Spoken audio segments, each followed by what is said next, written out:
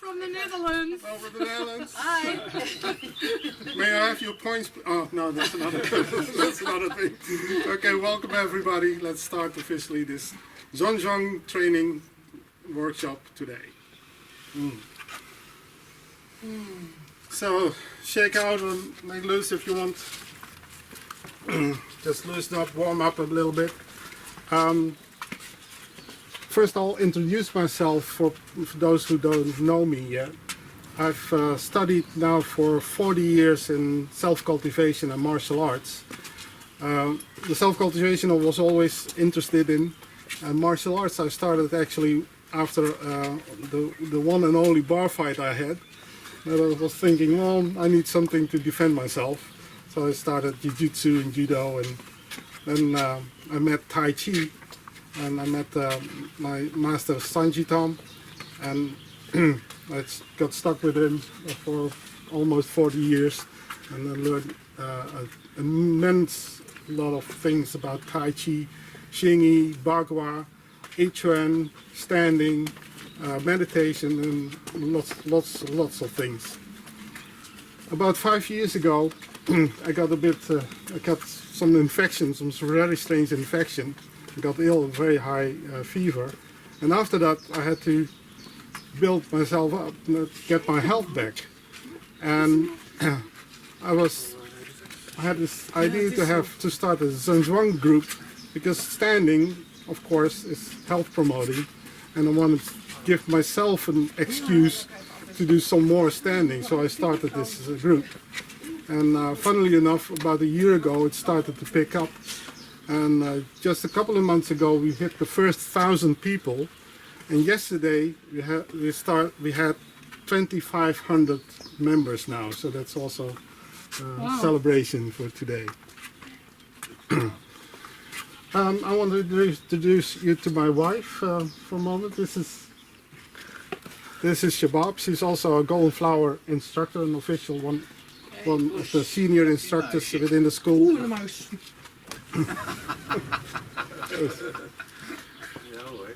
There's a little thing happening. Our cat brought a mouse, and before he got in the house, we have to take care of it. Well, okay, it's a little bit distraction here.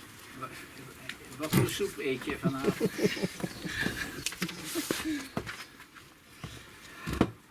So, this is a hybrid training, so to speak. Live people and Zoom workshop, and that's about the future at the moment for having workshops. And my plan is also to have more and more workshops like this to share actually, and share the love for Tai Chi, Yichuan, Zhan Zhuang, and whatever, and what we call the internal martial arts. So this workshop is more an informational workshop. It's not a follow me and practice workshop in that sense.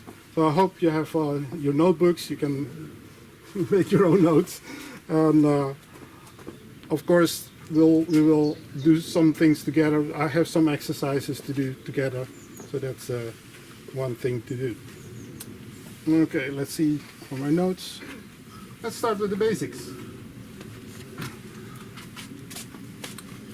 I hope you can see me with this strange lighting. So the very basics, and within the Facebook groups and in other groups, there's a lot of discussion about what are the basics actually. So the basics, well, we start with the feet, of course. It's first thing that connects you to the ground. But there are many different varieties of how you do the standing. The first basic I want to do is feet parallel, knees a little bit bent, hip width apart, and the arms a little bit open, fingers a little bit open. They call this the Wuji stance, and I call it sometimes the Clint Eastwood stance or cowboy stance, for obvious reasons. But there are many different ways to do this simple posture already. Some people say, well, your hands need to be next to the thighs. Some people do it in front of the thighs. Some people just let hang loose. another have a specific acupuncture point on the legs where you touch with your thumb. I don't do that detailed, so the very basics is just standing hip width apart. Then is the next question, what is hip width apart? Well, some strange instruction I got is that you put your heels together like this. It's not easy. And then from the ball of your foot you go around, and that's hip width. Oh, okay. Well, that's one way to measure it. Or stand like this, and the heel out. Well, this is already different. Hip width stance is actually a very exact is a very personal exact measurements, and you cannot measure that with a stick. It's not so many centimeters or so many inches. It's a feeling. It's a feeling that you have your hip bone, the joint actually, the hip, the heart bone here. It's not from the pelvis, but from the femur, the hip bone. Yep. From that point that you have the feeling that the gravity is in one line straight to the middle of your feet. So that's also the feeling that you stand your ground, so to speak. And instead of a theory about it, it's also measurable by feeling if somebody else helps you. So I want from here a volunteer. Yeah, this is Martijn, this is volunteering. So what you can do with a partner is that you can do a pressure test. I push a little bit on the shoulder, and Martijn will feel if it's strong position or not. When you when you do pressure tests, do it very slowly and very steadily, very light pressure, and you can get the pressure more up. So this is a quite strong stance. Now put your feet together. He already knows this one. If you put your feet together, it's not that strong a stance. You put your feet wider. Of course, it's a very strong stance, but it's not very strong if you're going to push from the front or from the back. So experiment with the width of your feet, the feet width. How do you say it? Joe, Yes? can you do your voice is very muffled. It's very difficult to understand, and I was hoping maybe to address it before you keep moving forward. We can see what you're doing, but we can't hear you clearly. Okay, Thanks. I'll try another microphone. Thanks for pointing that out.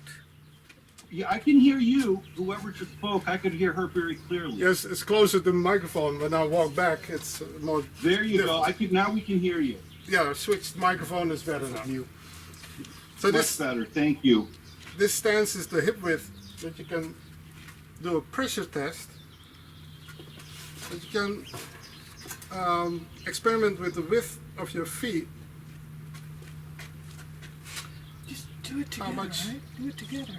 If it's strong, If you wanna but do it, also do it from the together. front and the back. Don't do a lot of pressure because this is quite difficult. You can feel it's stronger or not. If you have just changed a couple of centimeters or just an inch, can make a difference. So you see, this is not that strong. A little wider.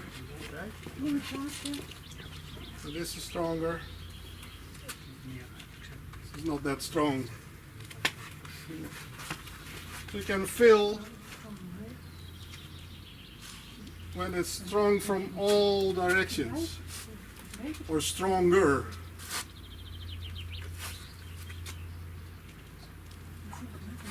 So people here are testing this. So thank you, Martijn. So there are questions back home on Zoom about this. How you can test the standing.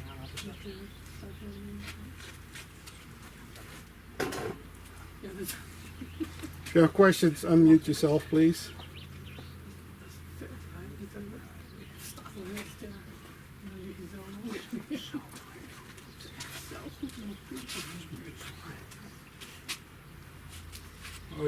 I'm gonna ask here, ask around here.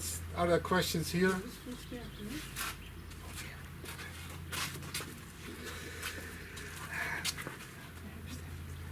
Okay, we're just trying it out here.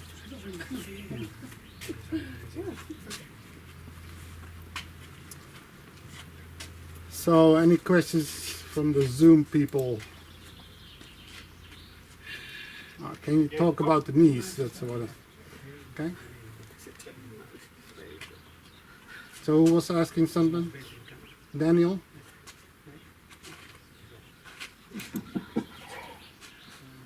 I'm good. Can you hear me? I can hear you. I'm having trying to figure out why my camera's not working.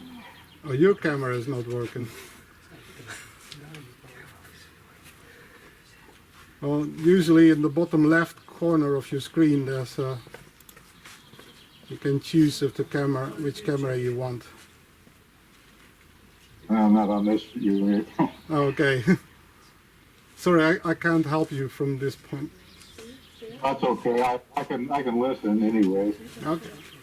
Do you have a question? Other question? Okay. Then I'll mute you again. And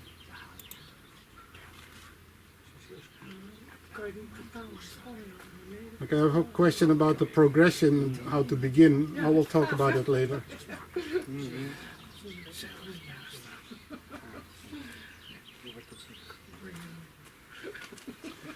Can somebody ask, maybe people here also, somebody asked about sinking the chest Yes. and the lower back and everything.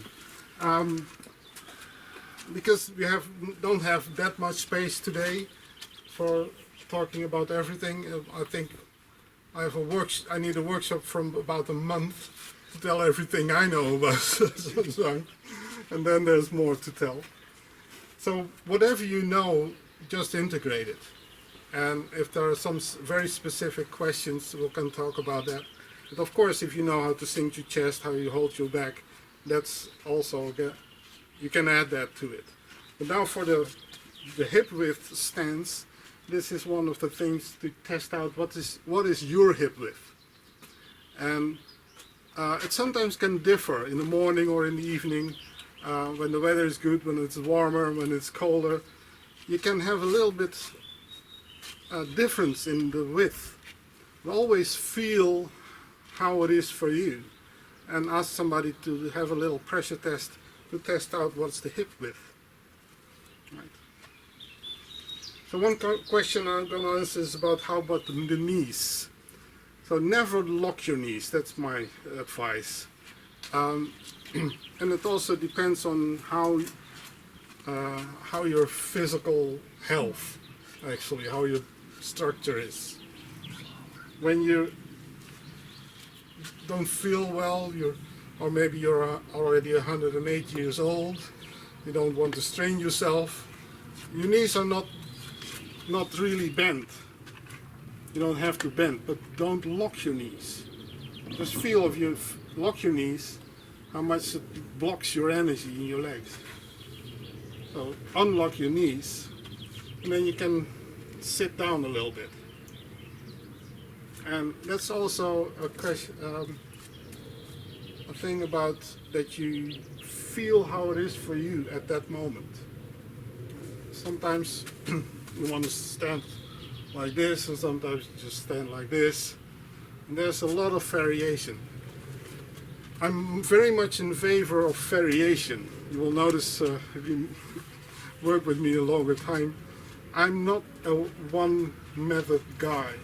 I want to train and experiment a lot of different ways to train. And also very important that you do what's appropriate for you at that moment. Right? So the knees, what you do want to know about the knees is that they're in line with your toes. So if your toes are straight forward, your knees are straight forward. In Tai Chi, when you have 1 foot 45 degrees, for example, you stand in a bow stance, then it's also the knees are in line with the toes. And to be very specific, the knees are in line with the toes on the same foot as that knee, the same side. So you don't have any questions about it. This is the wrong way, of course. She kon er op één been. If you do standing on one leg, it's also the same thing. The knee is in line with the toes on both legs. Also in the empty leg, you don't want to collapse that knee or stick it out. Except, there's one exception, if you're built like this. Some people start Tai Chi or standing built like this. If you don't want to do the feet parallel, the knees collapse. If you want to get the knees outside, you have to force yourself. And that's what you never want to do. Never ever force yourself into the right position. It's a slow, gradual process. So what you want to do is going that direction. If people stand like this with the knees pointing forward, it's fine to me if they're not forcing themselves to do feet parallel, hip width, and knees pointing forward. You get what I mean? And never force yourself. There's a question, can you also describe how the weight is distributed in the feet, heels, arch, ball, toes, lateral? Okay, there's a lot of details, ask again. So, for the beginning, and as a general rule, have the weight spread evenly between these 3 points. There are many different instructions for that. And there's also different systems. I come to that for a moment. So I'll talk about weight distribution in a moment.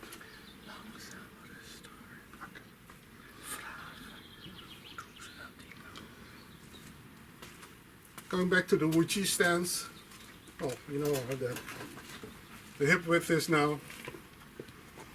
Now stack your spine like you stack coins on top of each other. So vertical alignment and balanced. And you're standing the Wuji stance. So keep standing like that. Well, I will talk a little bit more. So as I was telling about many different varieties of the Zhan Zhuang, or however you pronounce it. A Chinese man told me he pronounces it like Zhan Zhuang, but also heard it like Zhan Zhuang, Zhan Zhuang, or very varieties. I come to the conclusion where you can't understand it, it's probably right. So people say it like Zhan Zhuang, something like that. But you know what I mean. Many different varieties, but it's also what's the purpose? Why are you practicing standing? And to make it simple, there is a spectrum. There's like a line on one side. There's the healing side, the medical side, the therapeutic side, and the other side of the spectrum is the martial arts side, and that is way different. Like the standing might seem the same, but internally is very different.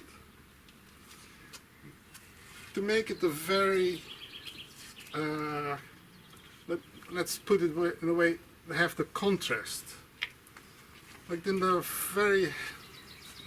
side of the health, you just stand as relaxed as possible. You can close your eyes, have a very straight and vertical alignment.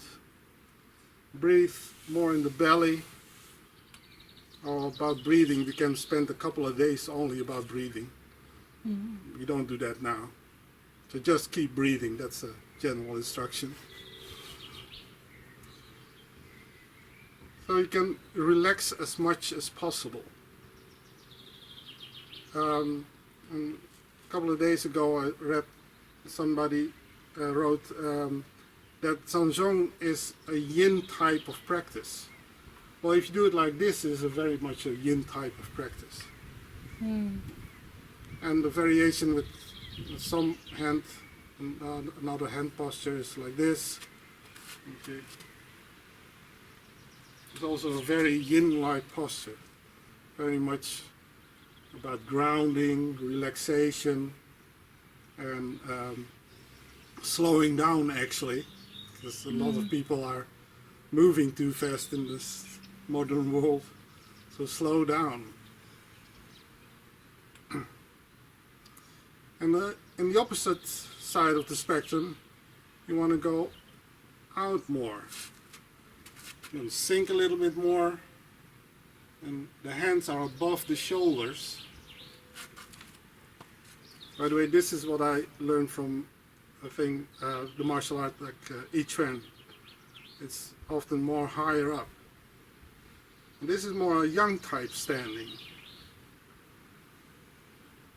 And there are all different heights of the hands and different heights of how you're standing. So this is like a very simplistic way to explain a bit of the wide variety of different stances. Is what's the purpose? And of course you have the one leg stances and a lot of different type stances.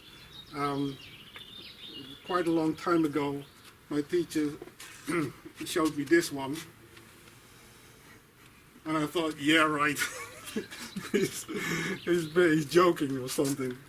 And then years after, I had a book about China, and there was one page of a monastery in the mountains in China, and there were about 10 monks all standing like this. So that's also a posture.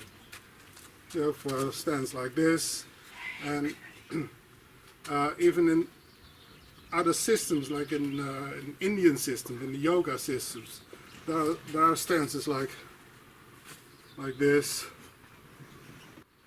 and like this. We won't talk about that at the moment. So I want to be really clear that there are so many different types of standing. Just standing with your feet parallel and your arms up. There are so many different ways to do it. There is not one right way to do it. So I read things on Facebook and in books. This is the way you should do it. I'm not in favor of expressions like that. We can say this is the way you should do it for that result. If you want to do more healing, you make it a little smaller. If you want it more for martial arts, make it a little bit bigger. The question about the development. If you want to develop yourself in standing, the first thing is to make it very simple to begin with, like the Wuji stance. It's the most simple way of standing. And I read an article about the master who started Tai Chi and thought it was way too difficult, too complex. So the only thing he did was just Wuji standing a little bit, some other stances. And after about 20 years, he could easily pick up somebody and throw him away. That's the miracle of the standing. If you do it correct, you develop a lot of energy, a lot of chi.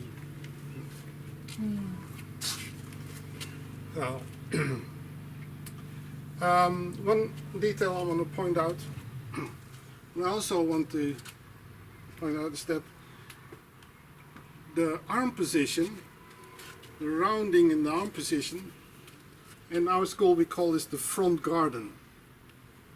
And if the front garden is small, I want to have the back garden, the legs, also small.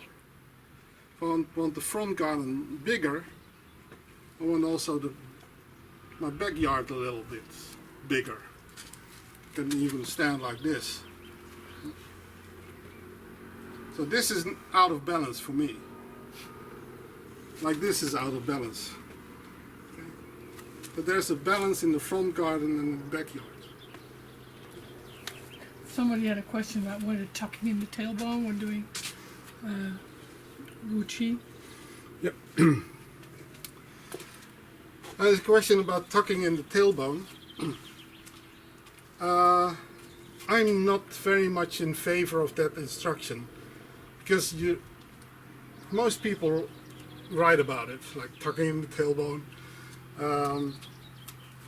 What I see happening, especially in the Tai Chi community, is tucking on the tailbone is a little bit overdone, it's exaggerated. I see people doing Tai Chi like this, tucking in the tailbone, around your back. That's also one of the classic instructions. But that's not what they mean by that. It's always good to have the question, why? What's the purpose of these instructions? And my theory is that some master in the old days saw all his students with the bum sticking out, with a hollow back, and he will tell, oh, tuck in your tailbone, tuck in your tailbone, tuck in your tailbone. So that will be straighten up the back.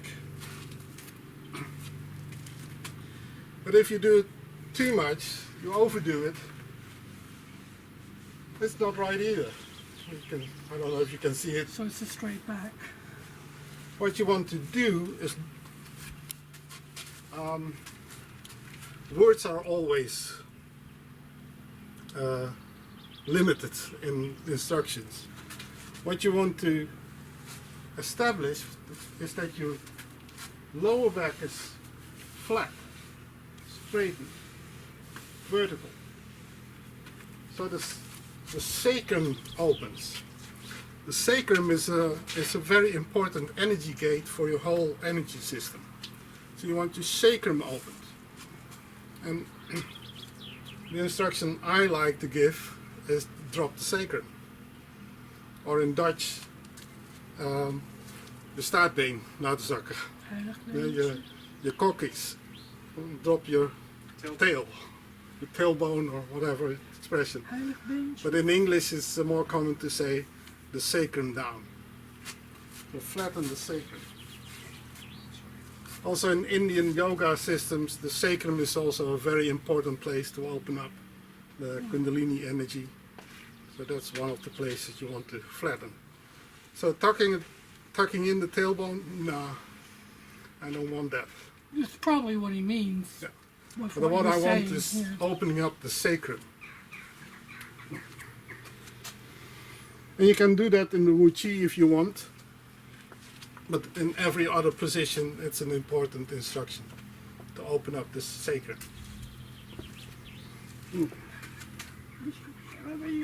So thank you for that question. I want to come back to the weight distribution. Keep in mind that there are variations, but there's also the why, what's the purpose of that variation and the purpose of these specific instructions. So I say these 3 points on your feet, is the weight is evenly spread, and you're doing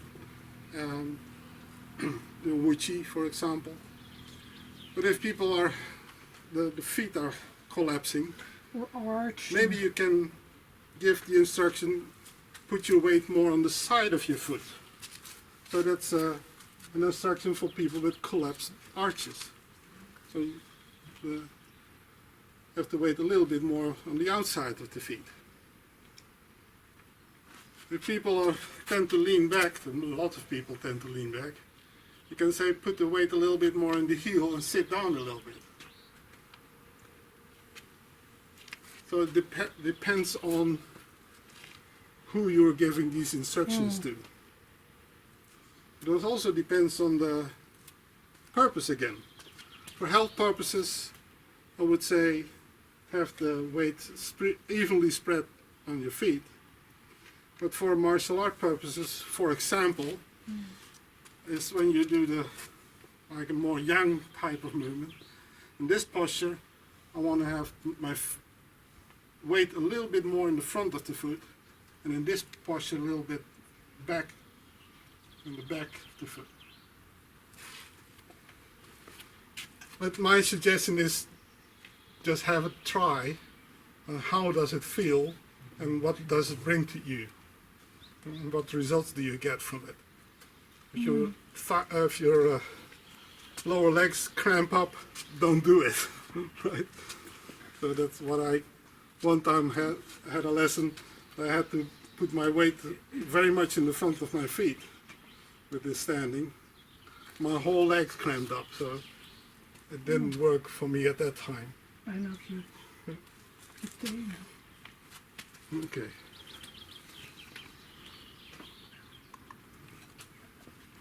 Any other questions about the Wuji standing? Just tell them that you're answering some questions from the group. Okay. There's some. No. Okay. Another major area where I've got lots of questions about in classes, but also on Facebook, there were a lot of people referring to the shoulder area. And a lot of people have tension there, and that's one of the major complaints in the standing practice, especially when you hold your arms a little bit more up, is that the shoulders go up and the shoulders get tense. And because in this society where a lot of people work at the computers, the shoulders tense up. Or shoulders are not going up, the head is going down. Yes, the head's going forward. So there's a lot of tension there. And also take into account that a lot of people have a lot of responsibilities and they literally put it on their shoulders. So the shoulder area is quite a problem area. And people want to sink the shoulders. And when you do Tai Chi or whatever internal martial arts, and in Zhan Zhuang there's always the instruction, relax, relax the shoulders, lower your shoulders. But what do we mean by lower the shoulders? It's actually when you lift your shoulders and drop them, that's where your shoulders should be. Lift them again, just drop them. Maybe pull them back, lift them, drop them. Push them forward, lift, drop them. So after a couple of times you will feel that your shoulders are relaxing a little bit more. Back up. Yeah. Wow. That's where your shoulders should be when you're doing the Wuji stance or Or just life. in daily life actually. Yeah, just life. Yeah. But that's a static position of the shoulder. And one of the things I see in the Tai Chi world is that the shoulders are just locked there. Because everybody's saying sink the shoulders, sink the shoulders, sink the shoulders. And people doing Tai Chi and they don't have any movement in the shoulders. Well, one of the classics say when one thing moves, everything is moving. So the shoulders should be moving, but minimal. But you have to have a space in that area. And a great set of practice exercises are the arm circle exercises. Within the school we have a set of 8 arm circles. I'm gonna do 2 with you. And circles are actually the circles you do actually in the form. Like there's different circles you do in the form, and one of them is like a flat circle in front of you. Like a lot of people know this movement, for example. But also the beginning of the form is sometimes like this, and that's a flat circle. do that like in the basic stance, in the Wuji stance, in the lower body. We do these arm circles in 3 phases. The first phase, you want to have the feeling as if your fingers are pulled down and pulled to the side, like your arms are stretching to the side, stretching up, and stretching to the other side, stretching down again. And do not move your body. So it's not moving with the arm movement. Your body is complete still, and your arms are stretching out to the side, up, to the other side, and down again. So slow circles.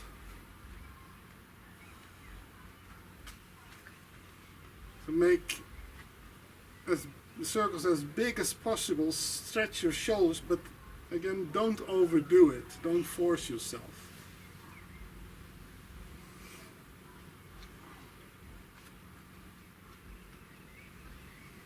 I'm sorry, it's quite warm here, so I have to wipe my head.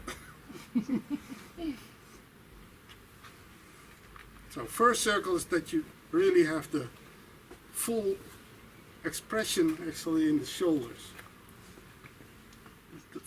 The second phase is you bend your knees a little bit, lean a little bit forward, and let your arms hang. And in this phase too, you move your body. Keep your knees stabilized. Move your body in such a way that you make the same circle.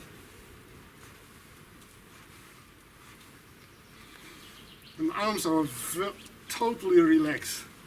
When you stop moving your body, arms will fall down. Right?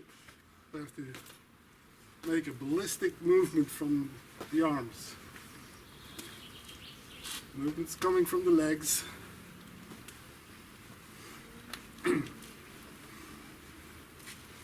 And from here you go to phase 3, which is moving slower, still moving from the whole body, and make the circle smaller, smaller, lighter, move slow from the whole body.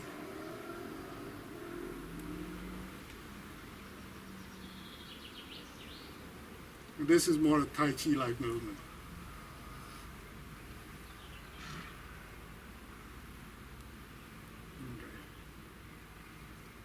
Feel what you feel from this movement, this exercise. We'll do the other direction, phase 1.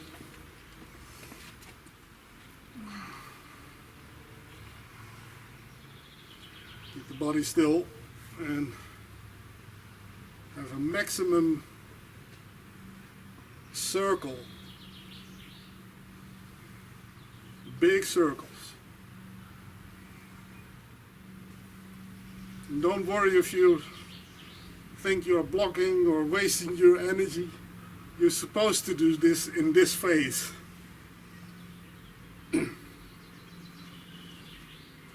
Okay, second, swing that circle around.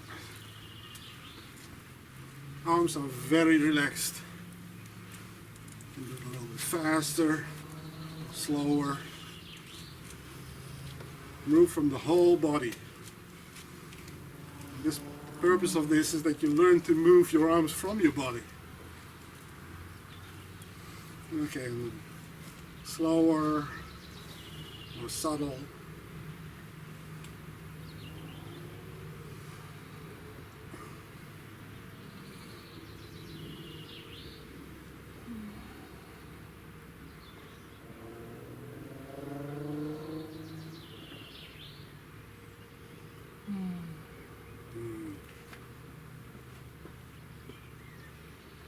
Feel the effect of this exercise. A lot of people have this tingling feeling in the hands after doing this exercise. Okay, any questions about this 3 phases in this circle? As a way to build up, opening up the shoulders. But this is a way to get the freedom of movement in the shoulders. So when you do Tai Chi or Xingyi or Bagua or whatever movement you do, it all comes from the shoulders. And actually, when you're studying martial arts, especially internal martial arts, the most power comes from the shoulders. That's where the power comes from. They always say, well, power comes from the dantian. Sort of right, but the real pushing power or punching power or whatever comes from the shoulders. When you punch like this from the arm, it doesn't really, just point and volunteer. You hold your arms like this.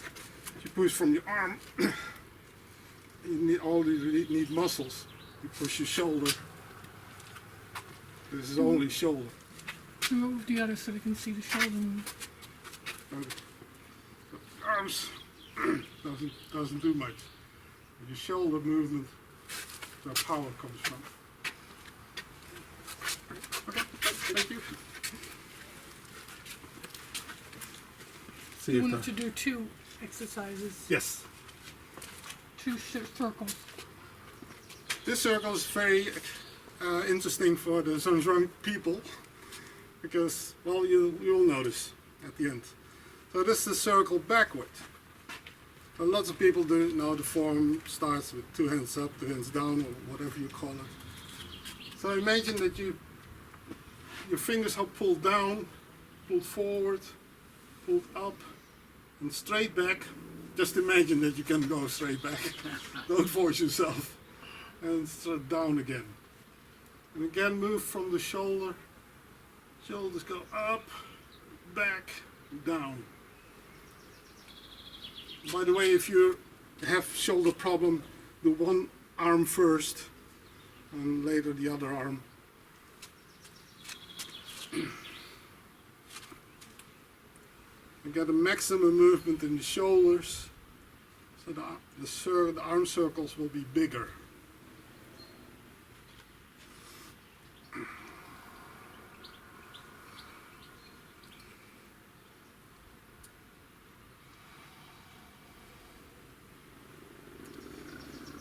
You know, when I took the time to do this set of exercises a long time ago, immediately my abilities in pushing ends jumped a level.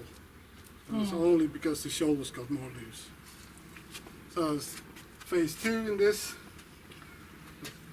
From your body, swing your arms, at some points make the circles. Remember, don't overdo it. Never force yourself. Otherwise you end up losing your jacket. But keep leaning forward. Keep leaning a little bit forwards just for balance. If you don't believe me, just lean backward and try that out. And then phase 3. Smaller circles, more subtle, more Tai Chi-like.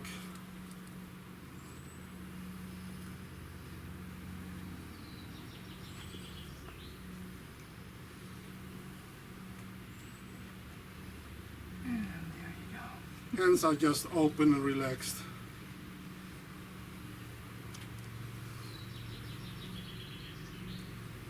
And whenever you like, whenever you want, stop in the position of the Zhan Zhuang high hand position, or whatever you want to call it. In our school, we call it this embrace the sun. When you feel your shoulders are getting heavy and tense again, you do a couple of more circles. Remember, circles from the shoulders. If you want that subtle, just make smaller circles, but don't make circles just from your hands. The whole arms from your shoulders down, and then you hold the position again.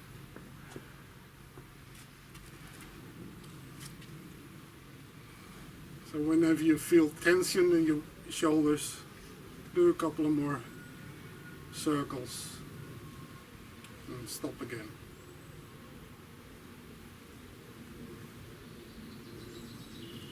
So while you're standing like this, I'll talk a little bit more about the development. So in the very beginning, when you start doing Tai Chi or doing Zhan Zhuang, for example, people who already have tense shoulders, it's silly to do this type of hand position. What you want to do is that practice in such a way that the shoulders can relax and can go down. And then you can have your elbows dropped. By the way, drop your elbows is also a classic instruction. And this is what they mean by drop the shoulders. So drop the elbows so the shoulder can drop. When you progress, you can have a bigger front garden. So actually the expression is in your elbows. Elbows go a little bit more forward and outward. Of course, in balance with your backyard. And at some point, your arms, especially your upper arm, will be around 45 degrees forward and out. Or in front view, out and forward. So there's a 45 degrees angle.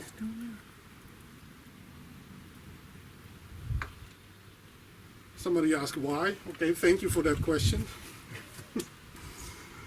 Well, there is also a classic instruction is sink the chest. And when you have your arms, your elbows close to your chest, it's hard to sink the chest. Because this is not what you want to do. You don't want to collapse the chest. You stand straight up, vertical. At some point you feel it, or you won't feel it, but at some point you will feel it, that when you open up the elbow, there's more space around the shoulder area that you can actually sink the chest. You can feel that the chest can drop. And that's also for the energy circulation, that the energy can go down to your dantian. When the chest is up, the chi will rise in the front and it won't go down into the dantian. So you want to drop the chest.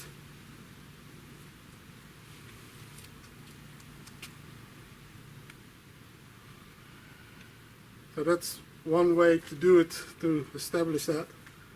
And when you do the lower arm position, just keep your elbows about the same place and drop the hands and you have the lower position. Keep in mind this is for a more advanced practitioner. If you're still a beginner, don't do this because you will tense up. So first, lower the shoulders by dropping the elbows. Hands are maybe in front of the chest. And later on you can expand the elbows, open up more, sink more. And this is a more advanced way of doing this embrace the sun position. This is what we call holding the moon.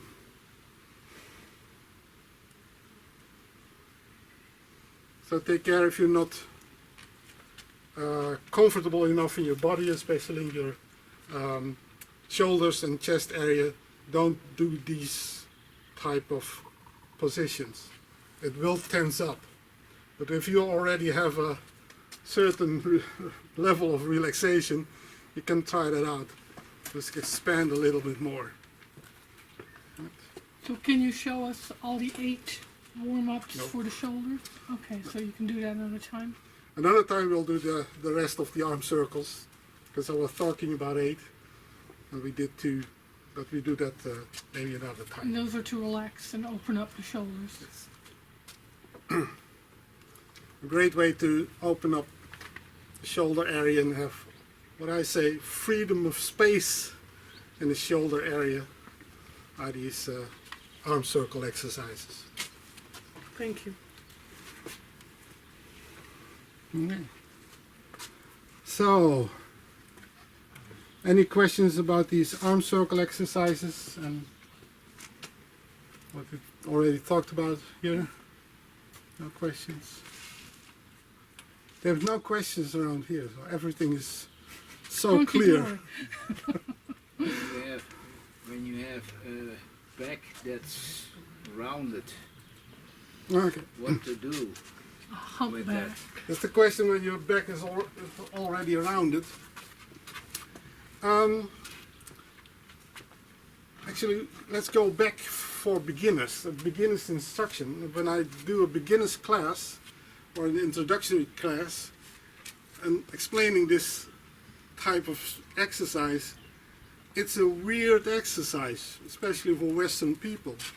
How do you exercise by standing still? That's a very good point, actually. It's totally weird, actually. Zhuang Zhuang is totally weird. Zhan Zhuang is totally weird. True. It's also for very weird people. If you're a normal person, Why get the out hell of here. would you do this? What are you doing here? What are you doing? But if you look at little children, when they start walking, they have bent legs, their spine is straight and vertical, their head is straight on top of the spine, the arms are rounded, and when you stand still, they stand like this. They sound like that. True. So actually it's a very natural position. A while ago I placed a picture of an astronaut on Facebook in the group. And if this astronaut is floating in space, what's the position they naturally take? This position. They float on some up and upside down or something That's like true. that. This is a very natural position of your body. And when you look at children, they have a lot of energy. They're on and off, on or off. Yeah, true. So the energy flow in the whole body is very natural and very optimal. And when we grow older, first in school we learn to write and concentrate on what we do, and the children have all these computer games, and later on you have your work and you're driving your car and you have responsibilities and worries and all that energy blocks. You're collecting energy blocks in your body. Disappointment. So this is about the body type I have. His dad was like that. Yeah, I have my genes, my dad's genes, and he needed an extra leg also. So, and that's how the hump, what they sometimes call the buffalo hump, grows. It's a learned posture, in a way. In Zhan Zhuang, we want to unlearn it again. So the whole posture is to go back into the children's body. So the energy flow will be optimal like when you were a child. This is very simplistic way of telling this, of course, but you will get it. It's releasing all the blockages and every way you wasting your energy. You want to collect it again. That's what you do here. So when you already have this buffalo hump, very gradually you will straighten that up. I was much more like this when I came out of school. And literally Tai Chi and Zhan Zhuang gave me this posture now. But it's still a little bit rounded. But if you have decades of practicing this, don't expect that you have this posture in a couple of months. So it's very gradually you will straighten yourself up. If you want specific exercises for that, I can give you. One exercise is actually when you hold your wrist with one hand and pull your arm and pull your other arm back, straighten your head, lift your head. This is not a Tai Chi or Zhan Zhuang exercise, by the way. This is a very Western exercise. And just let go again. Hold it for 30 seconds, relax. Do that a couple of times. It will straighten yourself a little bit up.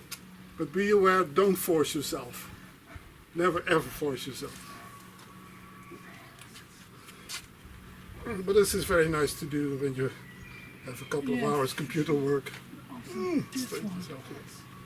But also the arm circle exercises are actually very good for the upper back. As I said, it gives more space in the shoulders, but it gives also more space in your spine. So that's a short answer for your question.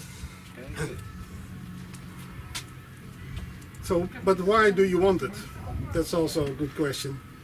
Why do you want to have a vertical spine?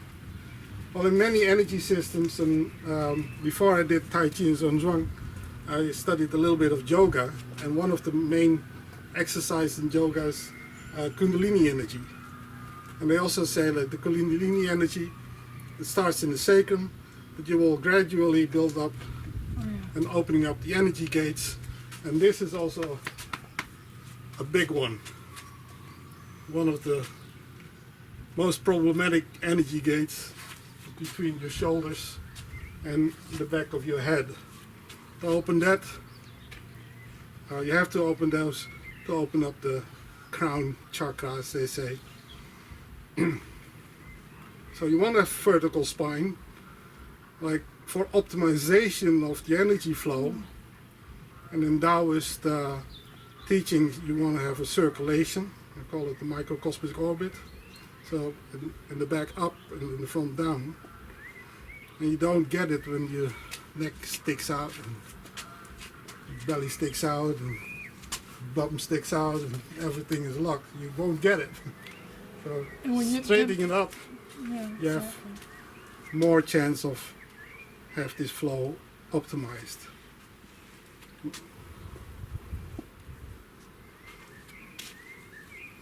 Okay. So those warm-ups, those shoulder warm-ups, So these warm-ups, they work on that. this is an exercise. It's actually not a warm-up exercise in itself, but it's especially opening exercise for the shoulders, for your upper back, and even for your lower back. Arm circles. By the way, an interesting thing is that like authentic classic teaching in Tai Chi families, they start with large circle forms. They start forms like big circles or big external circles to open up the joints, not only in the upper body but also in the lower body. And then they develop into the medium circle forms, which most popular people like standard public yang style is a middle circle form, and the highest level is a small circle form. Then all these circles are internalized. So you need to open up your Shoulders. joints actually, but the shoulders to begin with. What's not really fair is that in the old days people start young, started young, very young, like 4 or 5 years. 4 or 5 years. Yeah. 8 is already old to start large circle forms. And most people in the West start Tai Chi when they're over 30. 30 or 40, yeah. So you don't want to do like these kinds of You practices. can't. Because you can't. You break yourself. Right? So that's why slower, relaxer forms are promoted in the West, especially in the West. Yeah. Okay, I've done a couple of things what I wanted to do today. So are there questions? Other questions than what we already talked about? Because you need to open up the hips and shoulders, and there's so many things you need to open up. Yeah, what I say, we have a workshop for a month. Yeah. And probably we'll have to do a second one later. Any questions? I can't see you, so oh, there's a Mark. So Mark, the Dutch Mark, if you unmute yourself, you can ask if you want. You don't know how to unmute. Yeah, I can't unmute for you. There's a red me in the waiting room. Oh, I know, but the question's gone. Oh, the question is gone. Okay.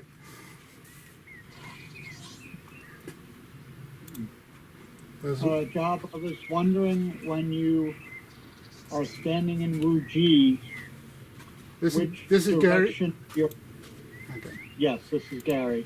Which direction do your hands face? Do they face towards the body, outwards, behind you? Anything specific, or just wherever they fall? Well, in literature there are different instructions for that. In general, I would say just relax. Don't make it too difficult in Wuji, because Wuji is the most simplistic practice of the standing practice. What you can do is open your hands a little bit. In Taichi jargon, it's called a half open chi hand. And it's also a matter of feeling how it is. Most people can feel this tingling feeling in the hands, especially when you move your hands close and open up. Lots of people not if you can feel it. Yeah, I can. You can feel it. So if you have this feeling sensation in your hand, close it a little bit, relax it a little bit. And is the feeling more or less? Less. Well, open up again. You can feel the energy is building up again. Now straighten up, like opening up very wide. It's getting more or less. So you feel the tension maybe, but the tingling is less. So in some very specific point, you have this optimum energy, this energy feeling. And that's what we call a half-open chi hand. And for those who are a little bit energy deaf, some people are, they can't feel energy. Like the shape of the hand is sort of the shape of your head. Yeah. So this is about the form of your hand. Yeah. About that. And I like to have a sort of a connection with my thighs. It's not all to the side. Or to the Just front. read an article that this is the way of standing. I read an article that was just in front of the thighs. Just where you feel it's relaxed. And like a real cowboy, you're ready to draw. So that's the hand position. Okay? Very helpful. Thank you. You're welcome. Thank you.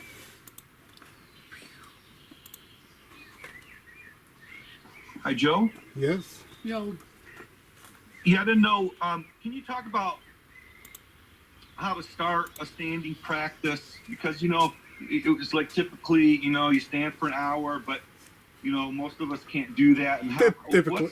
how do you recommend, progressing in a standing practice? Well, you say typically, but I would say atypically is for an hour, because especially for Western people, 10 minutes is... it's torture. Stand for an hour. There are a few people like it, but in about 30 years I'm teaching, I've met maybe 10 people who really liked standing in the beginning to begin with. So it's a great way of. I did a workshop with Master Zhan Zhuang one time, and Zhan Zhuang is one of the 4 lions in the Chen family Tai Chi. So he's one of the top masters in the Chen family, and he did it like this. Well, he start form, the step side, and then he didn't tell anything anymore for about 20 minutes. So we were standing Wuji for 20 minutes, and he didn't even talk about Zhan Zhuang. So that's a way of doing that. traditional. I do in classes, I'll do 10 minutes. Because we have a class, normally our classes are 1.5 hours. You have a lot of things to do, warm-up exercises and the form learning, and maybe you want to do some pushing hands. So 10 minutes of Zhan Zhuang is enough. But it's also what I notice, it's enough to have some progress. If you do 10 minutes a day, I actually promise my students that you will have results when you do standing for 10 minutes a day for 2 or 3 months. You definitely will have some results. And that's just the Wuji standing to begin with. And depending on how their body is structured, a lot of people are leaning back. So I actually want to have this, what I told the sacrum, opened by leaning a little bit forward. It's actually pushing the back a little bit, just a very little bit outward. So this area will be straightened. And of course, they will tend to go like this again. So I push them back again, and then most people feel like they're standing like this, or the gorilla stance. But it's actually like compensating the leaning by leaning forward a little bit, and when they get imbalanced, they end up vertical. So that's my introduction into Zhan Zhuang, what I do with beginner students. And after a month, when they feel like doing it, to do the hands up position for a minute, maybe 2 minutes, and then go back to the Wuji position again, and just very gradually evolve in that. One thing I do in class most of the times is give refinements. And may I have another volunteer for a moment? Go. So if you stand sideways to the camera and stand in position. So what you want to do is first have this, like the physical instructions right. So here's a little bit of a hollow back. So this I get sacrum down. You see it straightens up. So he's able to straighten up this area, but he's not used to it yet. Now you're going a little bit back here, so a little bit. So we'll go from the sacrum up, as much straightening the whole spine. And for the last, he doesn't have a buffalo hump, so that's not really necessary to correct. But this is just, I see, tailbone is sticking out again. Okay.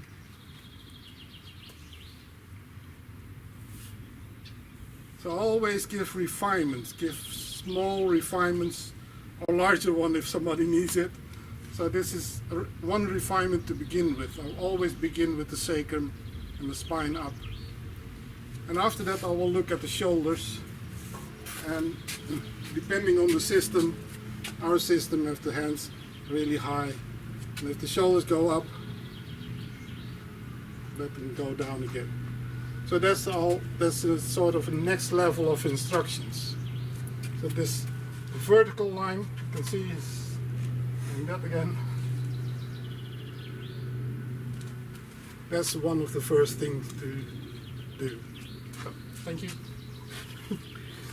And there's another question, Job. Are there some internal exercises when we're standing, like imagining chi flow? Okay. Somebody in the chat is about internal exercises. Yes. Had an interesting conversation about when to do standing, and I was bold enough to type in the Facebook group, you can do standing while watching TV, and I got some interesting responses. But I'm serious about it, actually. The standing is the practice, so you don't have to do anything else but standing. Some form of corrections and refinements from somebody who can do that, then it will give results. But you can add extras. Like a lot of people are talking about standing meditation. But it's not meditation. Meditation is a totally different system. And actually, most people who are doing meditation are not doing meditation. But that's another workshop. Meditation is not something you do. Exactly. Most people are doing meditative exercises. And that's what you can do within the standing. When you're already standing, and with this view, it's very easy to just pick a leaf somewhere in the distance and point your eyes to that distance, to that leaf, and like fill up your whole view with everything you see. That's a very powerful meditative exercise, to have the view of the peripheral vision. If you want to experiment, just wave your hands somewhere in the corners of your peripheral vision. You can sort of know where the boundaries are of the peripheral vision. So your eyes pointed somewhere 1,000 miles away and look at the peripheral vision is an internal practice. You can do that. That's nice, actually. It's a very nice exercise. It's a very good. It's also meditative. It's a spiritual training, and it's also a martial arts training. Because it brings awareness. Somebody's dropping in and out of the Zoom. So. Yeah, the rip me. Yeah. So that's a very good practice to do, and I can talk probably an hour about this practice, but just try it out. That's one thing. But most of meditative exercises people do is to quiet down the mind. That's what most meditative practices are, to quiet down the mind so the energy can go to other directions. And to quiet down the mind, you can do exercises like counting from 1 to 10 and back to 1, or washing a candle, or whatever you know about meditative practices. You can do that within Zhan Zhuang. But as I said, Zhan Zhuang is the practice itself. It is the exercise. Standing is the exercise. So you can watch TV. I do. I watch the news. In the sense that if I'm watching the news, I can also stand. Because in my view, is also the standing itself opens up your body for the energy, for heaven and earth energy, or whatever you want to call it. It's like an antenna to collect energy. So you don't have to do anything special for that. Just stand. So yes, there are a lot of internal practices you can do, but it's not necessary. One I want to point out is the microcosmic orbit, and that's the energy flow from the back up and front down. If you want to do some energy internal practice, Do that one. practice that one. And there's a lot of information on internet. If you type in microcosmic orbit, you get a whole lot of information for that.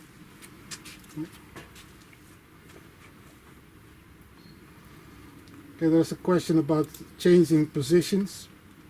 Yes, please.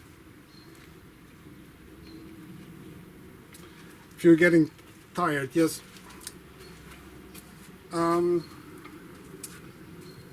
The whole Zhan Zhuang training is a gradual process, a gradual development.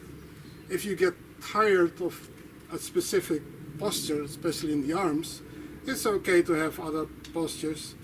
There are series. I put a little video on the Facebook group. There's a series when I have my hands to myself, towards me, and palms outward. This is called the mother position. This is called the father position, and the yang. Or you can say this is yang, and the arms are high, so it's yang and yang. This is yin and yang. This is yin and yin. And this is yang and yin. So you can do these kinds of variations if you want. And there's now a whole series with one leg postures and forward and back posture, and practice like in Dutch and Chuan there are some cross-leg postures. You can vary with it.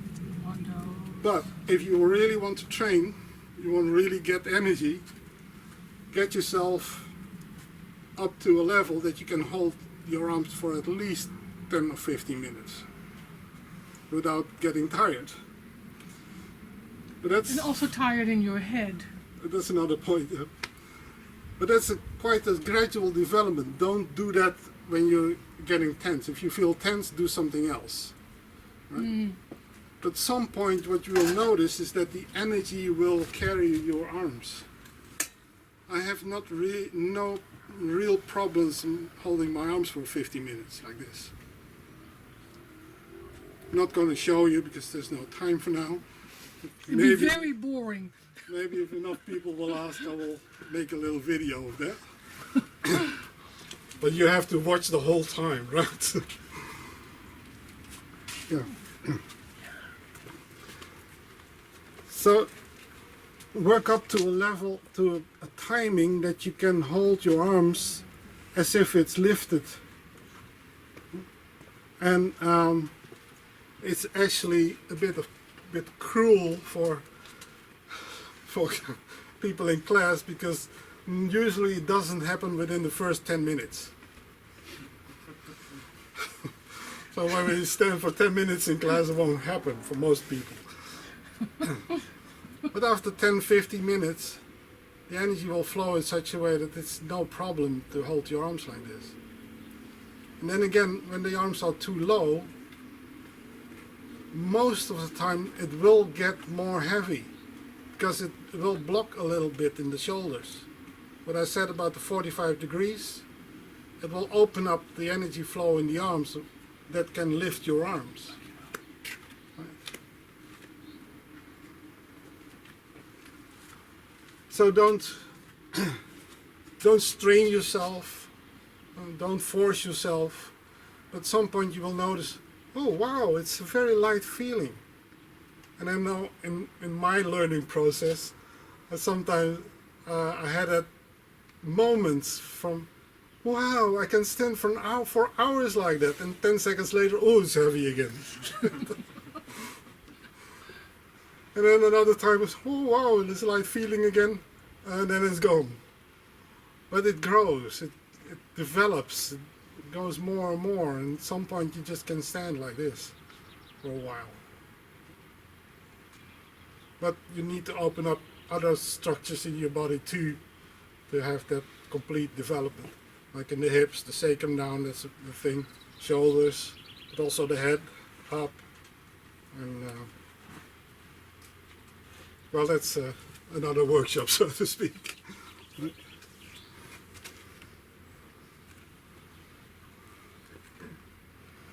I got an invitation to Boston. Well, I really want to go to Boston one time. I flew over it for a couple of times, but really thank you for the invitation. Can I practice this one position for years and still keep improving myself? Is there a closing exercise in order for the energy not to get lost? Okay. Good. Two questions actually in the chat room. I would advise not to have one position for years. You have to have a development. So if you have this position, a lot of people do this position, they call it embrace the tree or something like that, and they do it for years and years. Let's say it this way, in our school we have this slogan, that's what you practice you become. And if you practice this, especially when your eyes closed, you become like this, to put it a bit boldly. I've literally seen people doing slow Tai Chi for years and years, and they can't move fast anymore. And that's not supposed to happen. So you have to have a gradual development. If you do standing like this, it's very probable that your body at some points will tell you to expand a little bit more. Expand, yeah. If you always get the instruction, no, the elbows must drop and the hands are in front of your heart, the middle dantian or the heart chakra or whatever you want to call it, if you stick to the instruction, you won't develop. So for development, it's necessary to open up a little bit more. But it also depends on what's the purpose for you, what's your goal, what do you want to develop. If you want to develop this type of energy throughout your whole life, you practice this for a decade or two, and you become like this. Right? It's not my choice, but it's your choice, of course. And then it's the other question about Well, also about this question is ending, closing. if you can do a certain position because that would be something that you want to practice, but you need an instructor or a teacher to keep correcting you. Yeah, that's a very good point. There's some discussions about you don't need a teacher. Well, I sort of agree, sort of not agree. Basics, you don't need a teacher. To begin with, you need some good instructions. But at some point, if you want to develop, you definitely need a teacher, and someone who's really qualified and able to give you instructions. It's like an Olympic athlete. No Olympic athlete will say, well, I can do this on my own. All the Olympic athletes have coaches and training team with them. So don't be daft in that sense. So if you don't want to develop, it's your choice. It's fine. But if you want to develop, get an instructor. Don't be daft. And in a way, I think everybody here and on Zoom, they do want to develop. Otherwise, you won't be here in this workshop, right? So that's a good point. Probably have instructors who are looking for them. And one thing I really got out of my practice is do one system in depth. And you can look at other systems and you can get information, get inspiration from other systems, but especially first do a system in depth. And if you want to get more, expand your abilities, expand your knowledge, you can look in depth to other systems. But I see so many people hopping around from system to system. I know schools who do Tai Chi, like 10 different forms in 2 years. I have my students doing the standard form we do in the class for a decade, and they don't really complain about learning other forms. They don't want to, because there's so much to learn within one system. Okay, there's almost at the end of this workshop, time-wise, and it's very appropriate. There's a question about closing. Or we are almost closing this workshop. Closing is a Zhan Zhuang session. A lot of people want to close by concentrating in the lower dantian. And that's a very nice way to close a Zhan Zhuang session.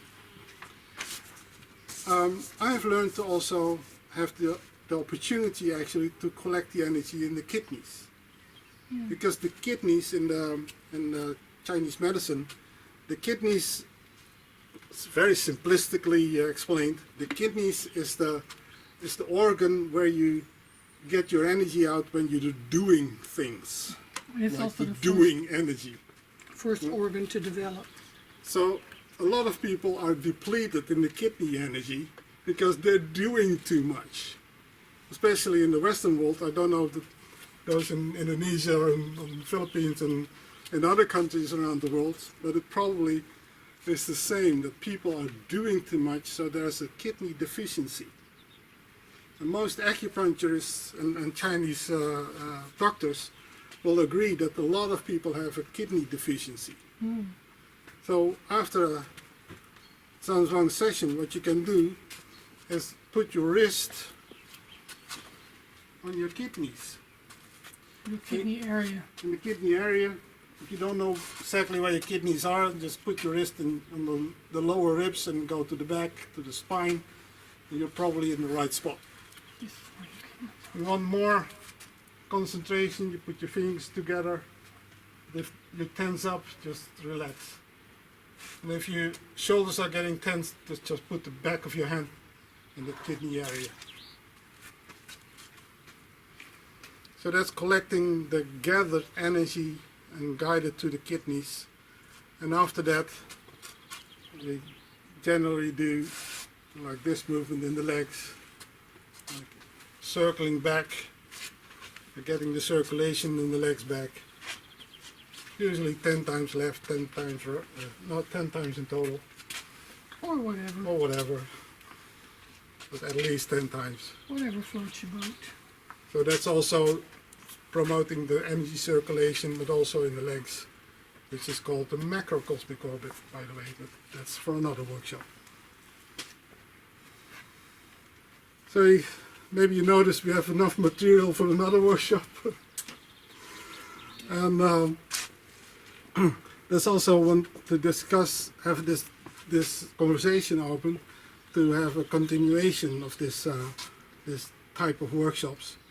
And in a sense, this is a free workshop, because I really like to have a free workshop, and so many people are jumping to that opportunity, so it's very nice to do this workshop. And to see each other. And to see each other also, not only see Facebook names and a little picture of some people. So it's very nice to have a feeling of sort of a gathering in that sense. I'm planning to do more and more Zoom workshops and more hybrid workshops, with people coming here live and also doing it on Zoom, and record it for people who missed this. So I hope this recording will work, so I can give it to other people. But it's also the way I want to support you in your practice. You also have to support me in my doing this. And so it won't be possible to do it always for free. So in the future I will ask some money for it. And I'm working on how Patreon works. Some people, instructors I know, work with Patreon. You can subscribe there. But I'm working on a system to make it available as easy as possible for you and for everybody to get this information. So that's the way I want to set it up. I want to plan another workshop for now. So next month, June the 20th, you can write it down, save the date. June the 20th, we will have a similar workshop. I probably will ask a little fee for that. So if you want to enroll in that, just let me know if you want to participate in that. And also Send your questions. send your questions. Very right. Send questions. I love working with questions. I can do a workshop, I can talk for hours. Nobody has can. questions. I can talk for hours. I He can, give trust you me. instructions for hours. And but I also love questions and something to work with. So Anything else? Any other questions? so we're already 2 minutes over the official playing okay, time. I see. Is there still a question that you have to ask before we end this meeting? It's now or the next time. Okay. Let's bow out. I don't see any questions. Bow out. So I'm gonna switch to everybody. Oh, cool to see everybody. See, everybody's left on Isn't the. it? Some people already left. But No, most are still there. did you like it? Thumbs up if you like it. If you don't like it, thumbs down. I liked it, so I had a good time. So thank you very much for this workshop. Thank you for being here at the Roswijk. That was really nice. It's really nice to be again. We were on lockdown in the Netherlands for a long time, and just very recently we can have these classes again. So I'm really happy we have that. So maybe if you want to have a workshop in Boston, let me know. If you have a workshop somewhere else in the world, just let me know. I'm open for invitations. I want to thank everybody. Well, thanks to Bob for also having a lot of things work in the background and organization. So thank you very much. And See you next time.